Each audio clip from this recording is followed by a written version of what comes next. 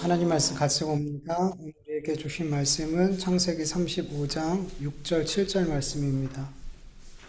창세기 35장 6절 7절 말씀 한 목소리로 같이 읽겠습니다. 시작. 야곱과 그와 함께한 모든 사람이 가나안 땅 루스 곧 베델에 이르고 거기서 제단을 쌓고 그곳을 엘 베델이라 불렀으니 이는 그의 형의 낯을 피할 때에 하나님이 거기서 그에게 나타나셨음이더라. 아멘. 야곱은 아버지 집을 떠나 외삼촌 라반의 집으로 갈 때 홀로 그 길을 갔죠. 그리고 베델에서 하나님을 만난 이후에 약 30여 년 만에 다시 베델로 돌아오게 됐어요. 근데 야곱이 다시 베델로 돌아왔을 때, 그가 처음 아버지 집을 떠났을 때의 모습과는 참 많이 달랐죠. 그가 처음 아버지 집을 떠났을 때는 아무것도 없었고, 그와 함께한 사람도 아무도 없었어요. 그래서 야곱은 그 베델에서 처음 하나님을 만날 때 이렇게 기도했어요. 하나님, 나와 함께 계셔서 내가 가는 이 길에서 나를 지키시고 먹을 떡과 입을 옷을 주시어 내가 평안히 아버지 집으로 돌아오게 하시오면, 이러면서 이렇게 서원 기도를 시작했단 말이죠. 그런데 하나님께서는 그에게 먹을 떡과 입을 옷만 주신 것이 아니라 야곱이 상상할 수 없을 만큼 많은 것으로 그의 삶에 부어주시고 평안히 고향으로 돌아올 수 있게 해주셨다는 거죠. 여러분, 우리가 하나님께 기도 드릴 때, 여러분, 하나님께서는 우리가 기도하는 것보다 항상 훨씬 좋은 것으로 우리에게 응답해 주신다는 것을 여러분 믿으시길 축원합니다. 여러분, 야곱이 하나님께 서운할 땐 그저 이 여행길에 먹을 떡과 옷을 입만 있어도, 그냥 무사히 다시 집으로만 돌아올 수만 있어도 너무너무 감사하다라고 생각했어요. 그만큼 야곱의 지금 상황이, 그 당시 야곱의 상황이 되게 암담하고 되게 두려운 현실이었더라는 거죠. 그래서 하나님께서 이 정도만 해주셔도, 이 기도만 응답해 주셔도 내가 하나님 앞에 소원을 갚겠습니다. 이 정도만 응답해 주셔도 충분합니다. 그리고 기도드렸단 말이죠. 그런데 하나님께서는 야곱이 드린 것 딱 그만큼만 응답해 주셨냐는 거죠. 아니라는 거죠. 다시 베델에 돌아왔을 때 그는 빈손으로 온 것이 아니고 많은 가족들이 있었고 많은 종들이 있었고 헤아릴 수 없는 많은 가축들이 그와 함께 있었더라는 거죠.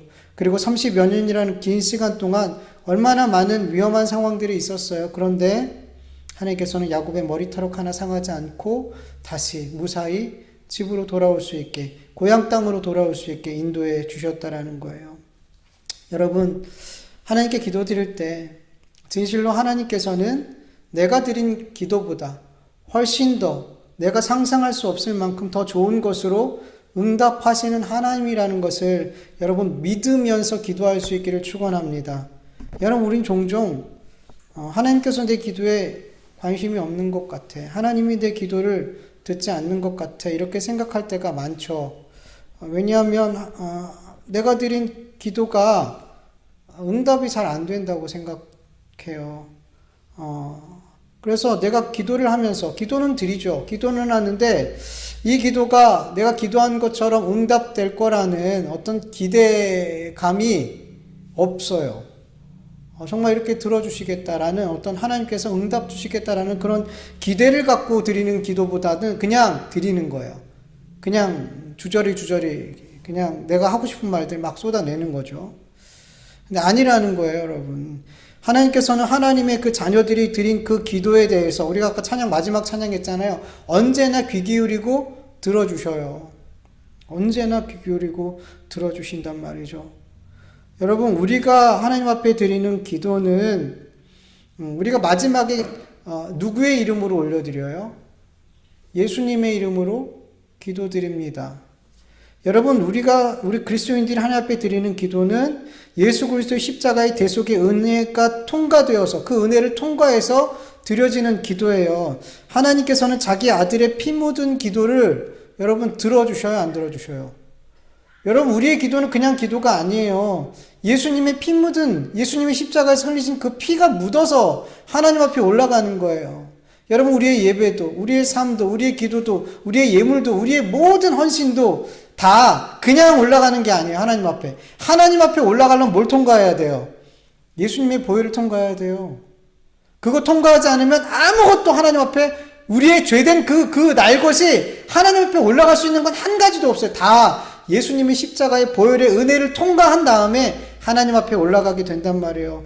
여러분, 우리가 기도할 때 그 기도는 예수님의 십자가의 보혈이 묻어서 올라가는 기도인 줄 믿으시길 축원합니다. 그 기도를 어떻게 하나님이 안 들으실 수 있어요? 자기 아들의, 독생자 아들의 보혈이 묻어있는, 그 피가 묻어있는 그 기도를 어떻게 하나님이 무시하고 안 들어줄 수 있냔 말이죠. 다 듣는단 말이에요. 여러분, 요한복음 16장에 보면 예수님이 너희들 이제 내 이름으로 기도해. 그래서 우리가 예수님의 이름으로 마지막 기도하는 거잖아요. 이 말씀 따라서 내 이름으로 기도해. 그러면 너희가 구하는 것 아버지께서, 하나님 아버지께서 내 이름으로 주실 거야. 이렇게 약속하셨단 말이에요.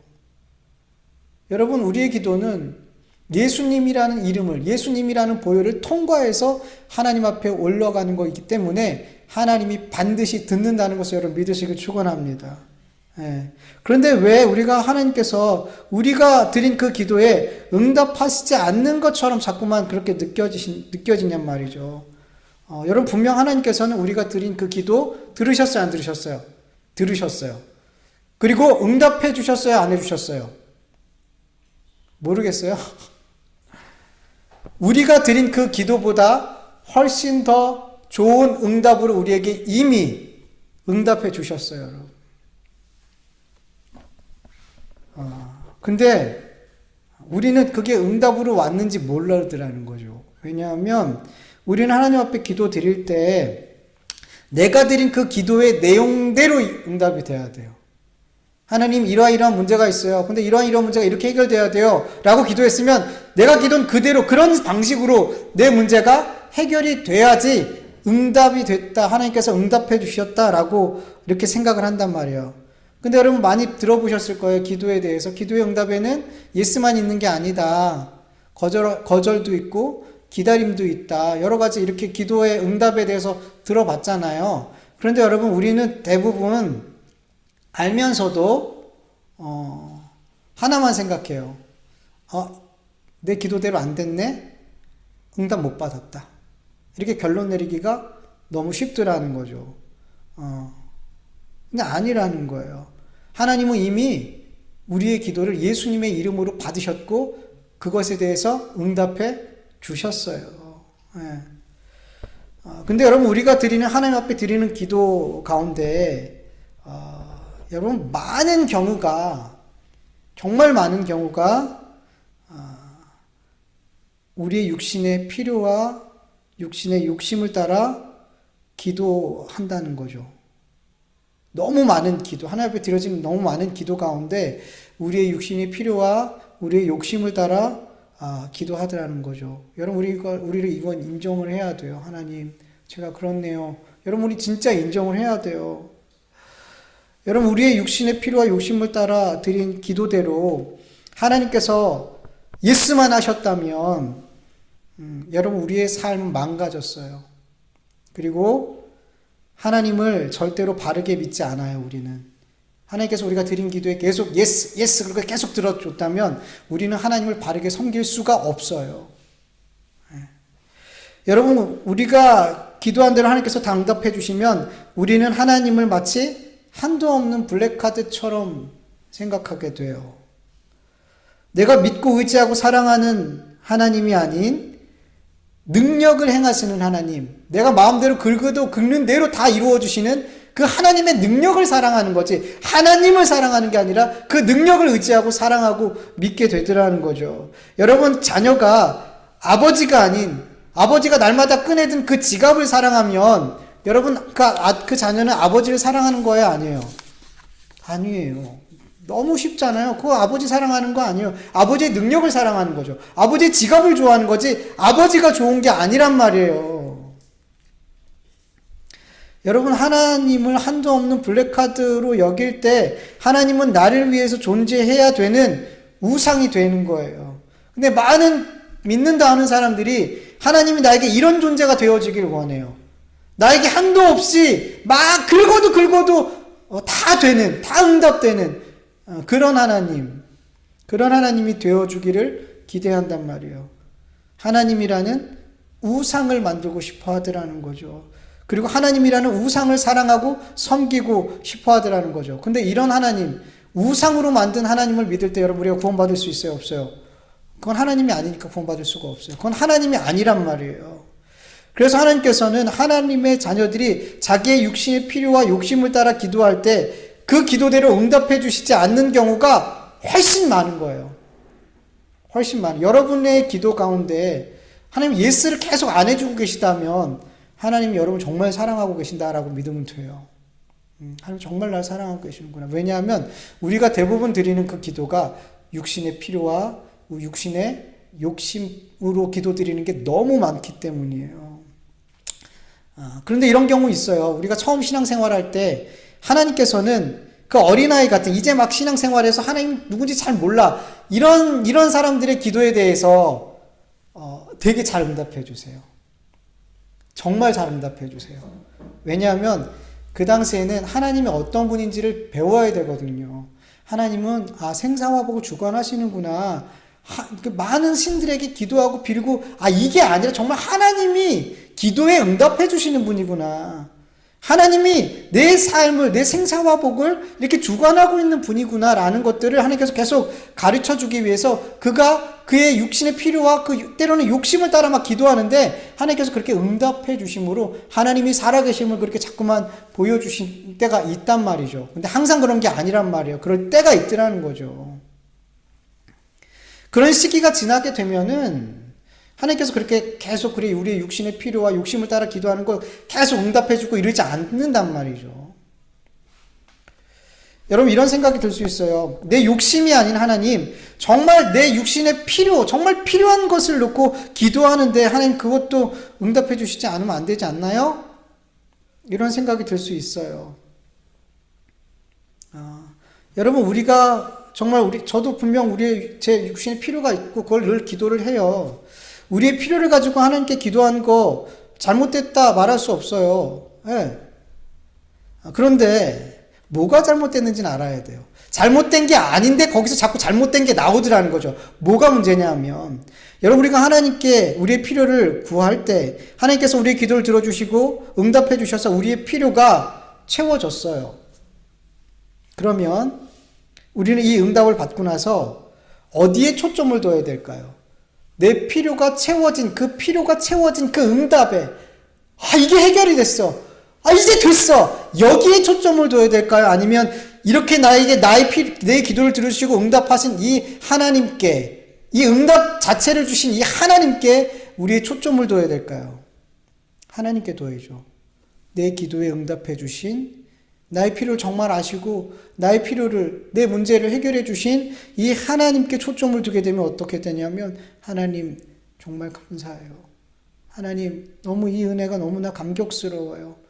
하나님 정말 하나님 더 신뢰할 수밖에 없어요. 저는 하나님 더욱 사랑할 수밖에 없어요. 제 인생에 하나님밖에 의지할 뿐이 없어요. 그렇게 하나님과의 관계에 초점을 맞추게 된단 말이에요. 이런 기도와 이런 응답은 우리에게 너무나 유익이 돼요. 그런데 만약에 하나님이 아닌 나의 필요가 채워짐에 초점을 두게 되면 이 응답은 우리에게 유익할까요? 유익하지 않을까요? 유익하지 않아요.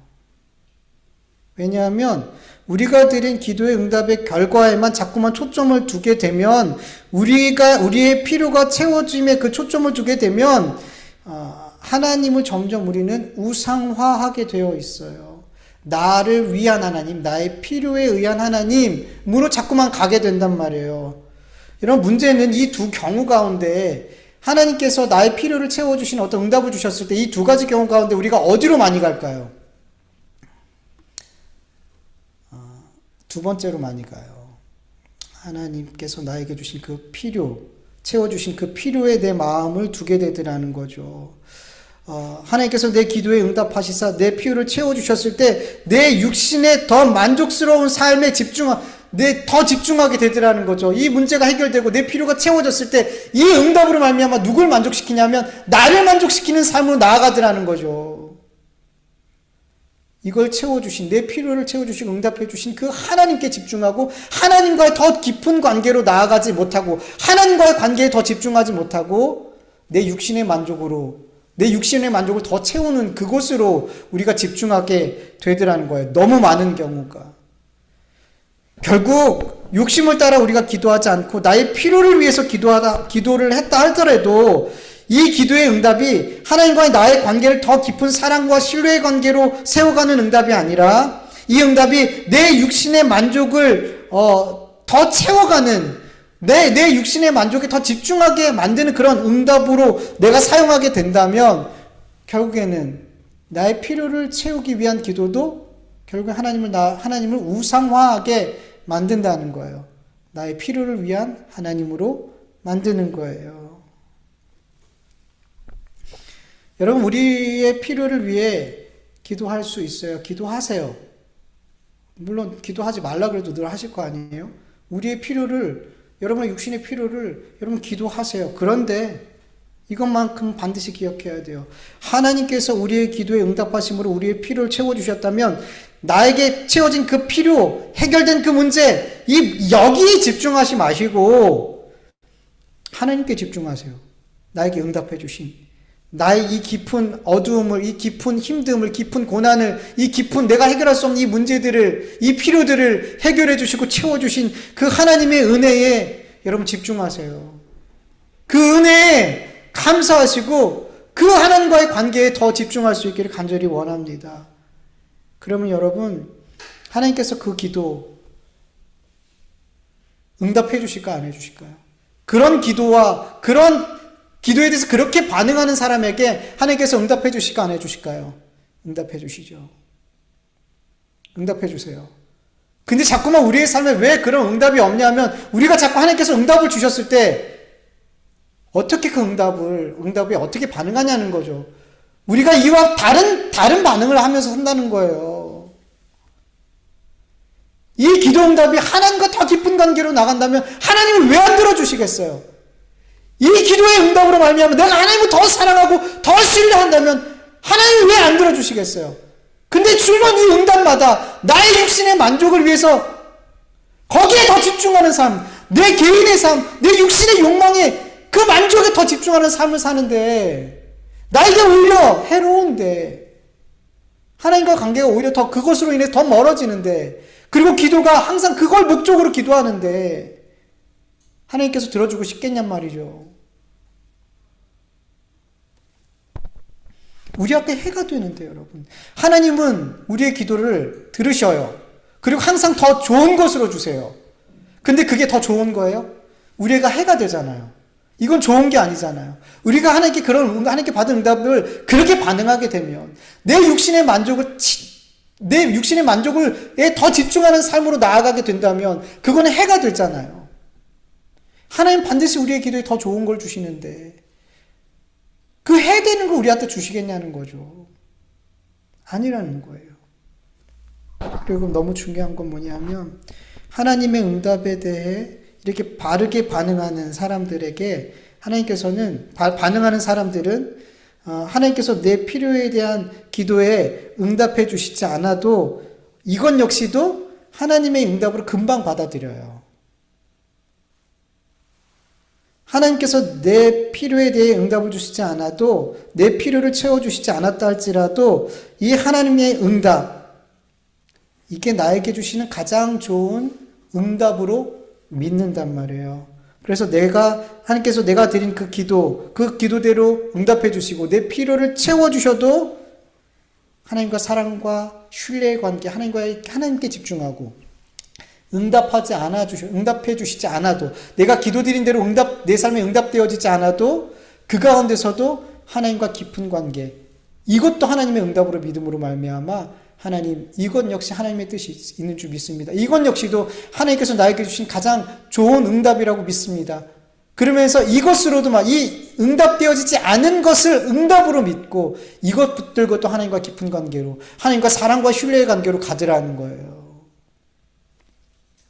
결국 여러분, 내가 하나님께 드린 기도에 대해서 하나님께서 기쁘게 들으시고 그리고 내가 드린 기도에 언제나 더 좋은 응답으로 주신다는 것을 믿는 자들은 사실 어떤 기도 드려도 상관없어요. 어떤 기도를 드려도 상관없어요. 어떤 기도를 드려도 하나님께서 내가 드린 기도에 응답해 주신 걸 믿어요. 그리고 그 응답은 내가 드린 기도보다 항상 더 좋은 것이라고 믿어요. 그리고 그 모든 기도의 결과는 하나님과 사랑의 관계, 신뢰의 관계, 그리고 하나님께 더 집중하는 삶으로 나를 나아가게 만들더라는 거죠. 예. 여러분, 이런 사람들은, 이런 기도를 드리는 사람들은 점점 내 육신의 필요가 아니라 먼저 그 나라와 그 의를 구하는 기도를 드리게 돼요. 하나님께서 나의 육신의 필요를 가장 잘 아시고 그 필요를 먼저 채워주시는 분이라는 것을 알고 믿기에 이제는 내 필요보다는 하나님의 원함이 알고 싶어요. 하나님이 원하는 그것을 이루고 싶어요. 신앙이 성숙해 갈수록 우리 안에 이런 갈망이 일어나게 되어 있어요. 정말 하나님의 뜻을 알고 싶다. 정말 하나님이 원하는 그 삶을 살고 싶다. 그래서 그 하나님, 그 먼저 그 나라와 그 의를 구하는 기도가 내 삶에서 자연스럽게 이렇게 나타나게 되더라는 거예요. 우리 마태복음 6장 31절에서 33절 읽어볼까요? 그러므로 염려하여 이르기를 무엇을 먹을까, 무엇을 마실까, 무엇을 입을까 하지 말라. 이는 다 이방인들이 구하는 것이라. 너희 하늘 아버지께서 이 모든 것이 너희에게 있어야 할 줄 아시느니라. 그런즉 너희는 먼저 그의 나라와 그의 의를 구하라. 그리하면 이 모든 것을 너희에게 더하시리라. 아멘. 너무 잘 아는 말씀이잖아요. 여러분, 먹을 것, 마실 것, 입을 것, 우리 인생들에게 근원적인 필요함이죠. 말할 것도 없는 필요함이죠. 이 모든 것을 근데 하나님께서 우리에게 있어야 될 줄 안다 모른다 아신다. 여러분, 하나님께서는 여러분 개개인의 삶에 지금 꼭 필요한 게 뭔지 하나님 아세요. 아셔요. 왜냐하면 그분은 우리의 전능하신 아버지가 되기 때문에. 아버지예요, 여러분. 저도 자녀를 기르지만 자녀들이 눈빛만 봐도 때로는 어떤 행동만 봐도 얘가 지금 뭐가 필요한지 알아요. 그래서 미리 해줄 때가 참 많아요. 하물며 하늘아버지께서, 전능하신 하나님께서 우리가 필요한 것에 대해서, 우리가 우리의 인생에 뭐가 필요한지 모르시겠냔 말이죠. 너무 잘 아시죠. 근데 중요한 거는 하나님이 그냥 아시기만 하냐는 거죠. 얘 이거 필요하구나. 그거 그냥 알고 넘어가시냔 말이죠. 아니라는 거죠. 여러분, 하나님은 우리가 기도해야만 우리의 필요를 아시고 우리를 기도를 해야만 그 필요를 채워주시는 분이 아닌 거예요, 여러분. 우리 하나님 그렇게 우리가 능력 없으신 하나님이 아니에요. 말 그대로 전능하신 하나님이 우리의 필요를 아시고 그 필요를 미리 채워주시는 하나님이라는 거예요. 기도하지 않아도, 우리가 하나님 저 이거 필요해요 라고 말하지 않아도 하나님 아셔요. 그리고 하나님은 먼저 채워주시는 하나님이에요. 여러분, 제가 방금 얘기한 것처럼 부모들은 자녀들이 뭐가 필요한지 알고 미리 자녀들의 필요를 채워줘요. 자녀들은 부모가 알아서 자기 필요를 먼저 채워주기 때문에 그렇게 필요한 게 자기가 진짜 필요한 건데 필요함을 못 느껴요. 미리 필요한 걸 채워주니까. 근데 그 부모가 얻게 됐을 때 어떻게 될까요? 그때 알게 되는 거죠. 아침에 눈 뜰 때부터 시작해서 저녁 때까지 너무 많은 것들이 결핍되고 너무 많은 것이 필요한 게 느껴져요. 근데 이전엔 못 느꼈어요, 잘. 왜? 부모가 다 해줬으니까. 깨워줘. 밥 차려줘. 학교 갈 준비해줘. 아프면 약 타줘. 약 먹여줘. 병원 데리고 가줘. 다! 저도 여기 교회 오기 바로 전까지 예찬이 아파서 병원 데리고 갔다 왔거든요. 다 해줘. 필요한 거. 근데 부모가 다 없어. 아이들 삶에는 매 순간순간이 너무 결핍인 거죠. 이게 필요했었구나. 이게 필요했었구나. 근데 부모가 미리 앞서 다 해주니까 못 느꼈던 거죠. 근데 그 아이들의 삶에서 부모가 딱 빠져버리니까 너무 많은 것이 내 삶에 필요했던 거예요. 너무 많은 부분들이. 너무 많은 결핍들이 있더라는 거죠. 부모가 없으니까.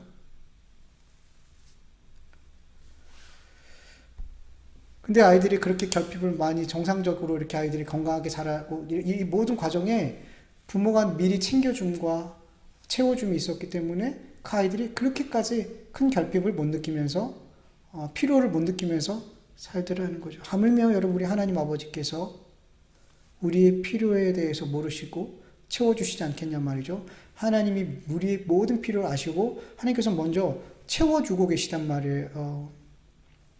여러분 하나님께서 만약에 우리의 필요를 채워주시지 않는다면 여러분 우리는 지금 이 삶을 살 수가 없어요. 하나님이 우리의 삶에 먼저 채워주심이 있기 때문에 지금 우리가 이렇게 살고 있는 거라는 거예요. 여러분 육신의 부모만 그 아이들 인생에 싹 빠져버려도 그 아이의 삶 전체가 결핍으로 충만해지잖아요. 모든 게 다 필요한 부분이었다는 걸 깨닫게 되잖아요. 너무나 힘들잖아요. 그런데 영적인 아버지, 우리의 육신의 삶뿐만 아니라 우리의 영까지 우리의 모든 것을 책임져 주고 계신 그 하나님이 우리의 삶에 싹 빠져버린다면 여러분 우리 인생이 어떻게 되겠어요? 어떻게 말로 표현할 수가 없는 거죠. 우리의 삶은. 여러분 우리가 이렇게 살 수 있는 건 하나님께서 우리의 필요를 이미 너무 잘 알고 먼저 우리의 필요를 채워주고 계시기 때문에 지금 우리가 이렇게 살고 있다는 것을 믿으시길 축원합니다. 그래서 우리가 아무것도 하지 않아도 우리는 그냥 감사할 수밖에 없는 거예요. 하나님은 계속 채워주고 계시니까. 우리의 필요를 끊임없이 채워주고 계시니까. 여러분 하나님은 우리의 삶에 부족함 없이 채워주실 수 있는 분임을 믿으시길 축원합니다. 근데 여러분 우리의 삶에 계속 결핍이 생겨요. 필요한 게 자꾸 생겨요. 그렇죠? 하나님은 우리의 필요를 아시고 우리의 필요를 먼저 채워주시는데 우리의 삶에 왜 자꾸만 결핍이 있고 왜 필요한 것들이 자꾸만 생기죠?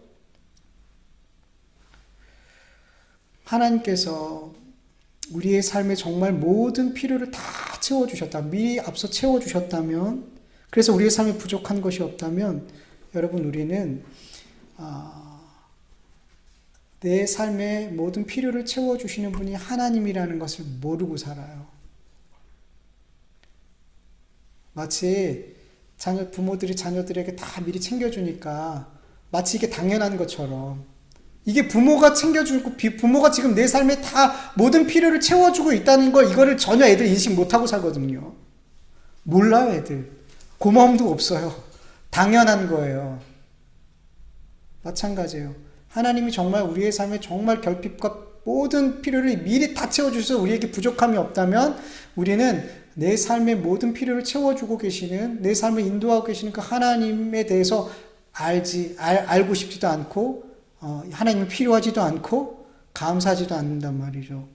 그래서 하나님께서 우리에게 이따금씩 결핍을 주시고 그리고 우리에게 필요한 것들을 이렇게 주시는 거예요. 그럴 때 우리 어떻게 해요? 우리 그리스도인들은 구하잖아요. 자연스럽잖아요. 하나님 이런 게 부족해요. 이런 문제가 있어요. 이런 결핍이 있어요. 하나님 앞에 구하게 되면서 어떻게 돼요? 그 결핍이 하나님으로 말미암아 채워지고 문제가 해결되어지고 이런 것들을 보면서 하나님이 내 결핍과 내 필요를 채워주시는 하나님이구나라는 것을 이렇게 알게 되잖아요. 이렇게 깨닫게 되잖아요.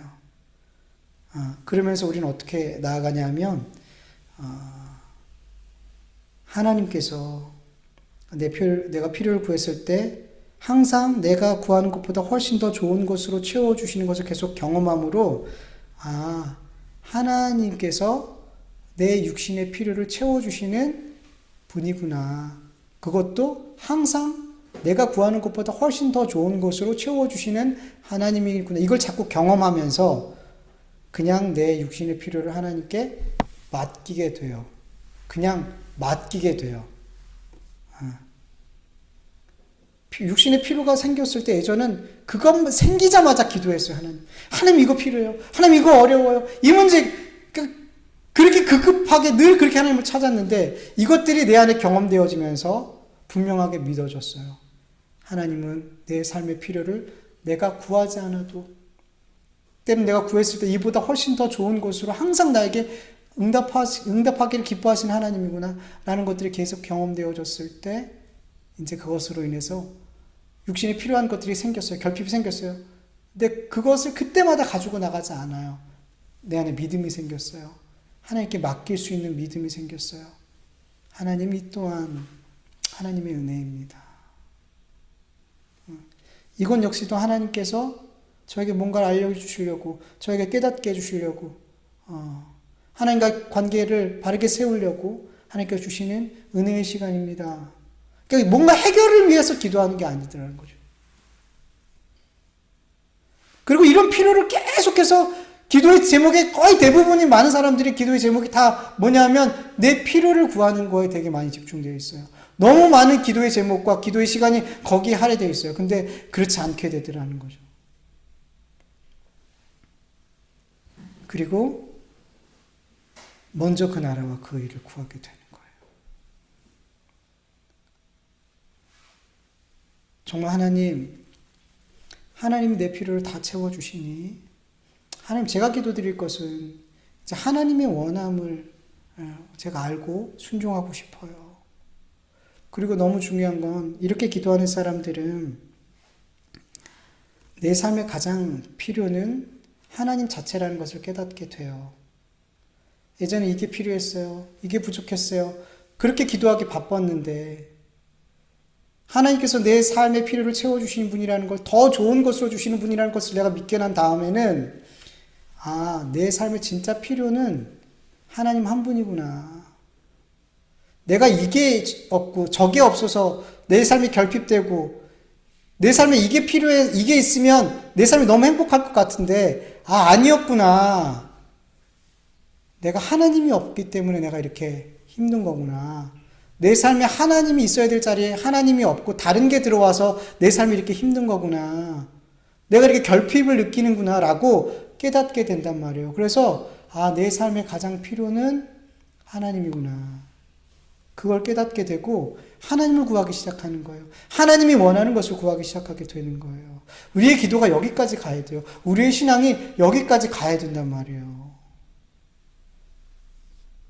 여러분, 애기들은 계속 달라 그래요. 뭐가 그렇게 필요한지 맨날 달라 그래요. 근데 우리의 신앙이 거기에만 머물러 있으면 안 되잖아요. 성경은 얼마나 우리가 자라기를 원하서, 하나님께서는 우리가 자라기를 원하시고 그렇게 자라가게 하려고 우리를 끊임없이 훈련시킨단 말이죠. 여러분, 우리는 자라가야 돼요. 우리의 기도도 자라가야 돼요. 계속 우리의 육신의 필요만 구하는 기도가 아니라 나의 필요는 하나님이구나. 이 육신의 것들은 하나님이 이미 나에게 앞서서 채워주고 계시고 내가 기도하지 않을지라도 먼저 그의 나라와 그 의를 구하는 삶을 살 때 이 모든 것을 나에게 더해 주시는구나. 이걸 진심으로 믿고 하나님을 구할 수 있길 간절히 원합니다. 그 나라와 그 의를 구할 수 있기를 간절히 축원합니다. 여러분 7절을 보면 야곱은 드디어 베델에 도착해서 제단을 쌓고 그곳을 엘 베델이라고 불러요. 야곱은 비로소 하나님께서 예배하기 원하는 자리에 와서 예배를 드렸어요. 너무 오랜 시간 걸렸죠. 여러분, 하나님께서 예배하기 원하시는 그 예배 자리에서 예배를 드려야 하나님께서 받으시는 예배가 되는 걸 여러분 믿으시길 축원합니다. 여러분, 엘 베델이라는 뜻은 베델의 하나님이죠. 베델의 하나님. 그럼 베델은 무슨 뜻이에요? 하나님의 집. 이거 풀면 뭐예요? 하나님의 집에 하나님. 이걸 좀 더 쉽게 해석하면 하나님의 집에 거하시는 하나님. 여러분, 만약에 하나님의 집이라고 불리는 곳에 하나님이 없으면 여러분 그건 베델이에요, 아니에요? 아니죠. 베델이 되려면 엘베델이 돼야 돼요. 베델이 되려면 그 베델에 누가 계셔야 돼요? 하나님이 계셔야지 하나님이 되는 거예요. 여러분, 예루살렘 성전이 하나님을 예배하는 장소지만, 하나님이 거하시는 장소지만, 그 성전의 모든 기물들의 제물에 피가 뿌려지고 기름을 발라서 거룩하게 구별했지만 하나님께서 그 성전에 거하시지 않는다면 거기서 드린 모든 예배는 예배가 아니죠. 하나님이 안 계시는데 누구에게 예배를 드리는 거예요? 하나님이 계셔야 되잖아요. 하나님이 계시지 않으면 아무리 예루살렘 성전이라 할지라도 아무리 구별된 성전이라 할지라도 성전이라고 말해요. 하나님의 성전이라고 말할 수가 없어요. 예레미야서 7장 4절 그리고 8절에서 11절 보면 너희는 이것을 여호와의 성전이라 여호와의 성전이라 여호와의 성전이라 하는 거짓말을 믿지 말라. 보라 너희가 무익한 거짓말을 의존하는도다. 너희가 도둑질하며 살인하며 간음하며 거짓 맹세하며 바알에게 분향하며 너희가 알지 못하는 다른 신들을 따르면서 내 이름으로 일컬음 받는 이 집에 들어와서 내 앞에 서서 말하기를 우리가 구원을 얻었나이다 하느냐. 이는 이 모든 가증한 일을 행하려 함이로다. 내 이름으로 일컬음 받는 이 집이 너희 눈에는 도둑의 소굴로 보이느냐. 보라 나 곧 내가 그것을 보았노라. 여호와의 말씀이니라. 아멘. 예루살렘 성전은 여호와의 성전이에요. 하나님이 거하시는 집이에요. 그런데 예레미야에서 그 거짓말을 여기가 하나님의 집이다. 여기가 여호와의 성전이다. 이 거짓말을 믿지 말래요. 왜요? 하나님이 안 계시니까. 이제 거기 거하시지 않으니까. 하나님의 백성이 타락하고 우상을 섬기고 죄악으로 가득한 삶을 살 때 하나님께서는 더 이상 그들과 함께하지 않으셨고 예루살렘 성전에 임하지 않으셨어요. 하나님이 거하시지 않는데 거기가 무슨 여호와의 성전이냔 말이죠. 이제 그렇게 얘기하는 사람은 뭐예요? 거짓말쟁이가 되는 거예요. 예전에는 맞았어요. 그곳이 하나님이 계시지 않다 그러면 그게 거짓말이었죠. 그런데 지금은 거기에 하나님이 계시다. 여기가 하나님의 성전이다. 라고 말하는 게 거짓말이 됐더라는 거죠. 하나님이 안 계시니까 거기에. 여러분, 야곱이 하나님께서 원치 않는 세겜에서 예배를 드렸죠. 그곳의 예배는 하나님께서 그 예배는 받으시지 않았어요. 세겜의 예배는 엘헬로의 이스라엘의 예배였어요. 지난주 말씀처럼 나를 위한 하나님, 나를 위한 예배였어요. 하나님을 위한 예배가 아닌. 그런 예배 가운데 하나님이 거하시지 않아요. 그 예배는 실패한 예배죠. 하나님이 거하시지 않는 곳에서 드리는 예배, 실패한 예배죠. 여러분 아무리 멋지게 제단을 쌓고 많은 제물을 드려도 아무리 멋지고 화려하게 예배를 준비하고 그런 예배를 올려드려도 그 예배는 실패한 예배예요.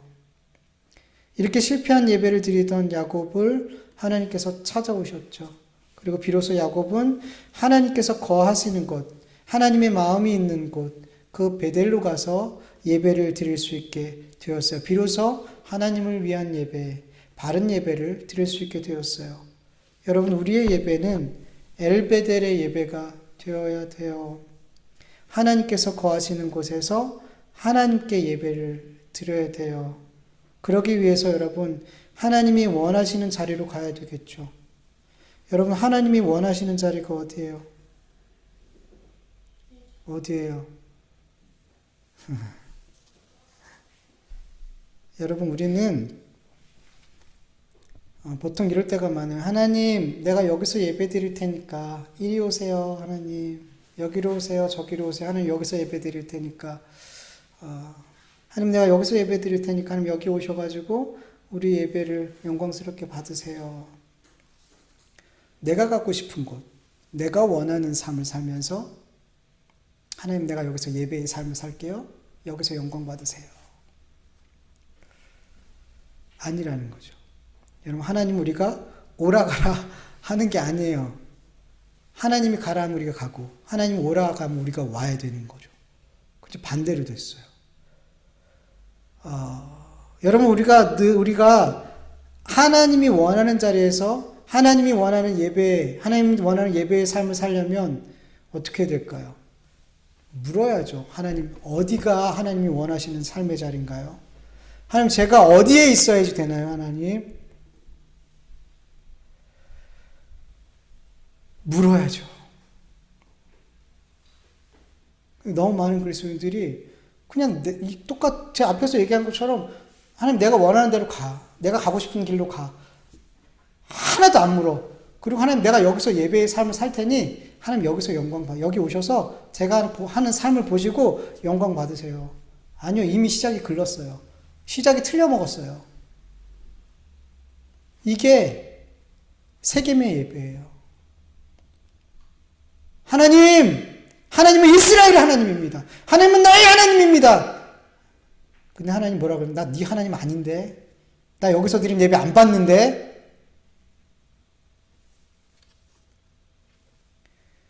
여러분 우리가 늘 하나님께서 원하는 자리가 어딘지를 물어야 돼요. 그리고 그 자리에 있어야 돼요. 내가 원치 않는 자리라도 하나님께서 그곳에 있어라 그러면 그곳에 가야 돼요. 왜냐면 거기 누가 계셔요? 하나님이 계시니까. 하나님이 계신 곳에서 예배해야 되잖아요. 하나님 다 계시잖아요. 물론 다 계시죠. 근데 하나님께서 예배 받으시고 우리에게 영광 받으시는 자리가 있단 말이죠. 여러분 하나님께서 아브라함이 원래 어디 있었어요? 갈대아 우르 메소포타미아 기름지고 좋은 땅, 너무 살기 좋은 땅에 있었어요. 거기서 잘 먹고 잘 살았어요. 하나님께서 그냥 거기서 부르셔서 거기서 신앙생활을 하게 하면 얼마나 좋아요. 근데 거기 있는 거 본토 직접 아비집을 다 떠나가지고 어딘지도 모르는 곳, 한 번도 가보지 않은 가나안 땅으로 가보래요. 거기로 가래요. 거기서 예배를 받으시는 거예요. 하나님. 아브라함이 메소포타미아에서 제단 쌌을까요? 아니에요. 어디서 제단 쌌어요? 가나안 땅에 들어와서 제단 쌌어요. 하나님 거기서 예배를 받으시길 기다리시고 계시는 거예요. 어디든 계시죠. 근데 하나님 원하시는 자리가 있단 말이에요. 예배 받으시고 영광 받으시기 원하는 자리가 있단 말이에요. 그 자리 가야 되는 거예요. 여러분 하나님께서 아브라함에게 이삭을 바치라고 할 때 그냥 가까운 곳에서 가까운 산에 가서 바쳐도 되는데 3일 길이나 멀리 떨어진 모리아 산까지 가서 이삭을 바치라고 했어요. 하나님은 거기서 예배 받으시기를 원했어요. 만약에 모리아 산이 아니야, 하나님 거기까지 가요. 가까운 산에서 예배 드릴게요. 그리고 거기서 잡았다면 이삭 진짜 죽었을지도 모르겠어요. 하나님이 역사하시고자 하고 하나님께서 만나시고자 하고 하나님께서 말씀하고자 하는 자리가 있단 말이에요. 하나님께서 예배 받으시고자 하는 자리가 있단 말이에요. 근데 그 자리 내가 알아요? 몰라요? 몰라요. 그래서 하나님께 늘 묻는 거예요. 우리의 삶의 결정의 순간 내 길에 갈래길에 섰을 때 여러분 우리는 수많은 갈래길이 있잖아요. 그 순간 만날 때마다 우리 하나님께 물어야 돼요. 여러분 말로만 우리의 삶이 예배의 삶이라고 말하지 마세요.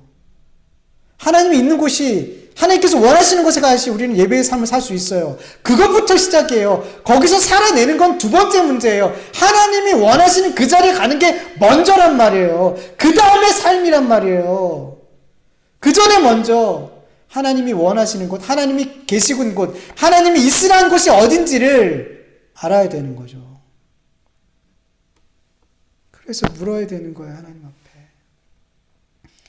여러분 제발 좀 여러분이 원하는 대로 살지 마세요.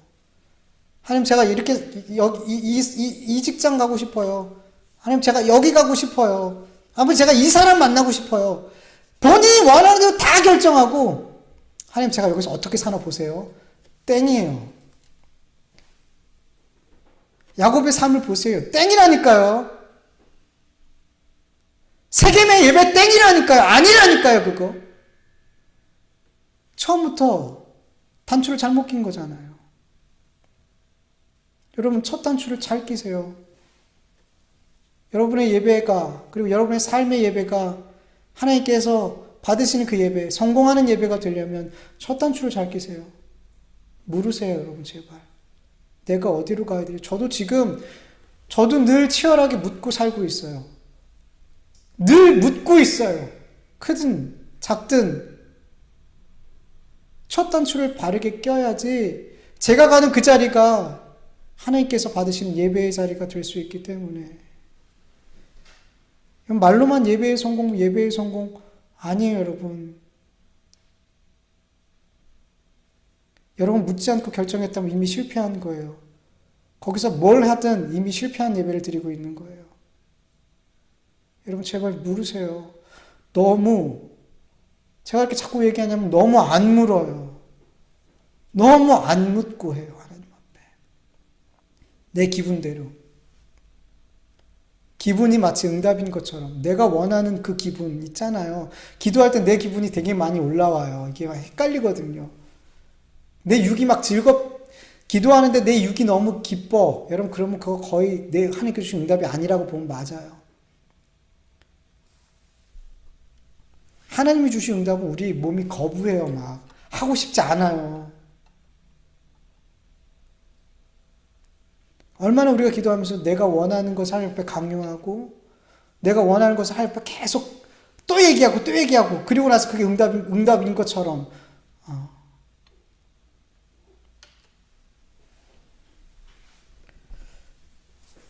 묻고 하나님이 계신 그곳, 그 예배의 자리로 갈 수 있는 우리가 되길 간절히 원합니다.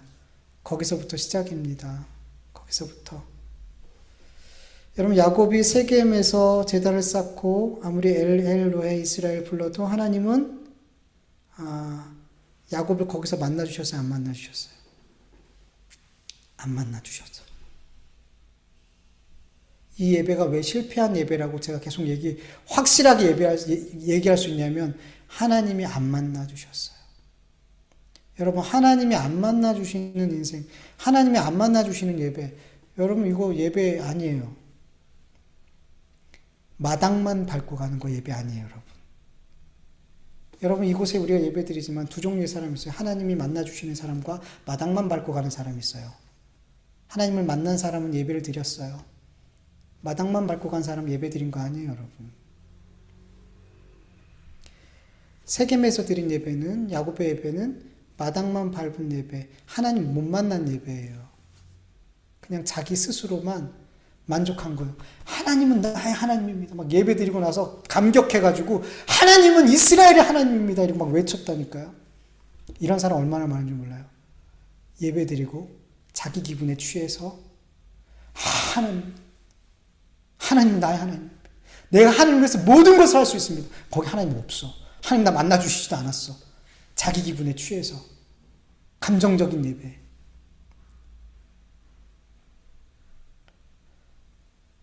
이런 예배로 몰고 가는 예배가 되게 많아요, 여러분. 내 감정을 막 일으키는, 정말 하나님을 만나게 하는 게 아니라 내 감정을 막 일으키는, 자극하고 막 이렇게 해서 마치 내가 하나님을 만난 것처럼, 하나님이 날 만나주신 것처럼, 성령이 임한 것처럼 그렇게 착각하게 만든 예배들이 있어요, 여러분. 어떻게 할 수 있냐면 메시지에 복음이 없어요.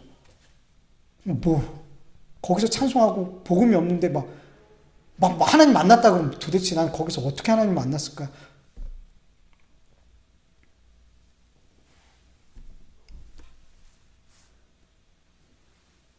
근데 여러분, 구절을 보면, 오늘 읽지 않았지만 구절을 보면 야곱이 바단 아람에서 돌아오매 하나님이 다시 야곱에게 나타나서 그에게 복을 주시고 그가 다시 예배드리기 시작했어요. 그가 다시 하나님께서 원하시는 자리에서 하나님이 원하시는 예배, 베델에서 예배를 드렸어요. 엘베델. 그 엘베델의 예배에 하나님께서 어떻게 하셨어요? 만나주셨어요. 그에게 나타나 주시고 그에게 복을 주셨어요.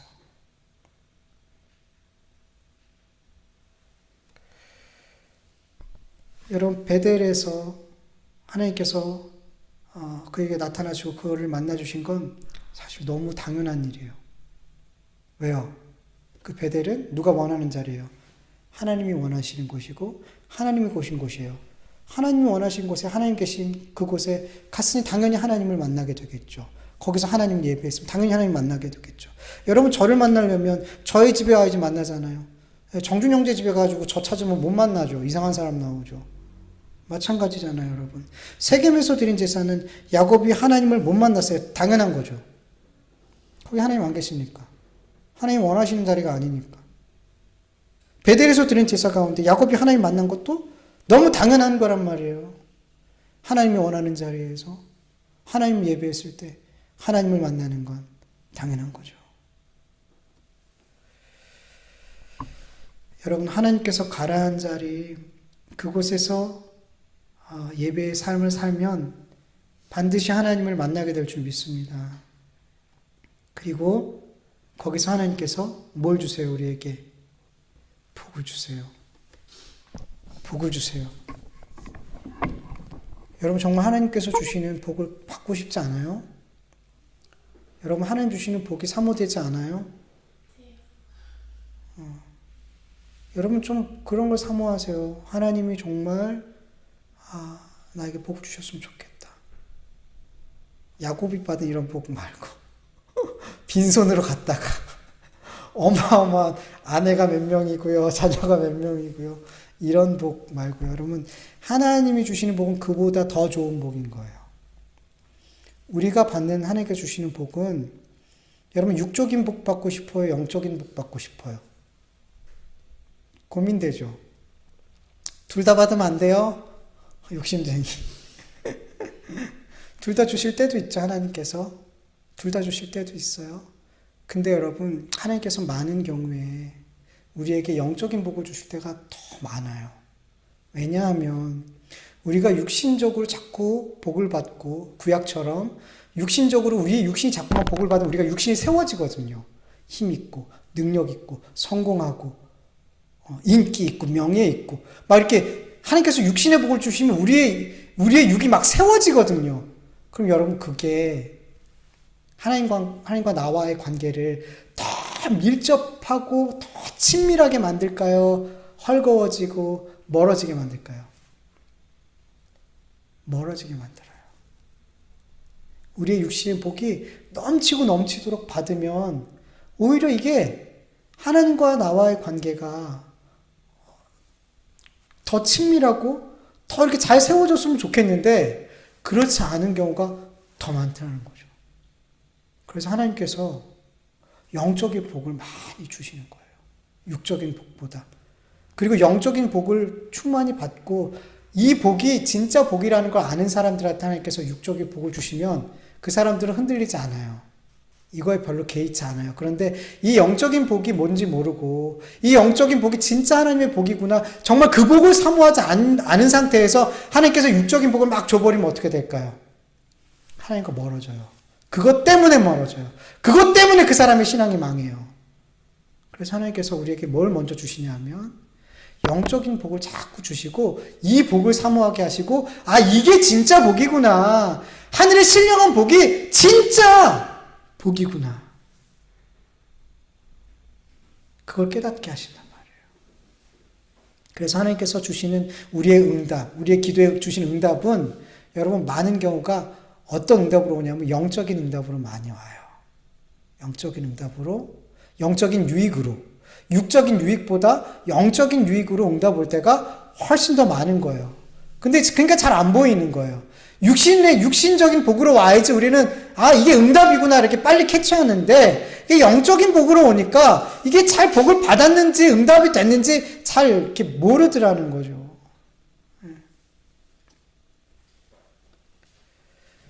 여러분 우리가 읽지는 않았지만 하나님께서 주시는 그 복에 대해서 말씀하시는데 이 복의 약속들은 당장 손에 잡히는 복이 아니에요. 당장 뭐가 이루어지는 게 아니에요. 근데 그 약속만으로도 충분한 거예요. 그 약속만으로도 너무너무 놀라운 거예요.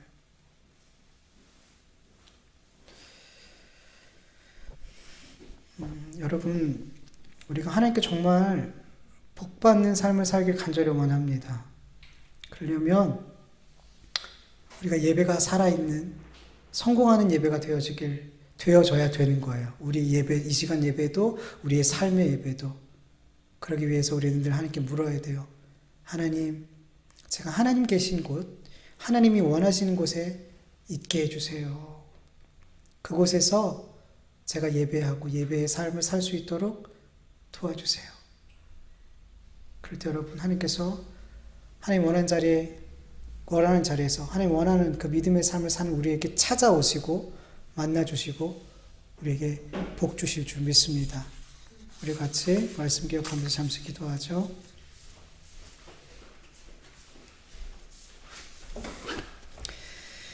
하나님 아버지 감사합니다. 오늘도 하나님 말씀을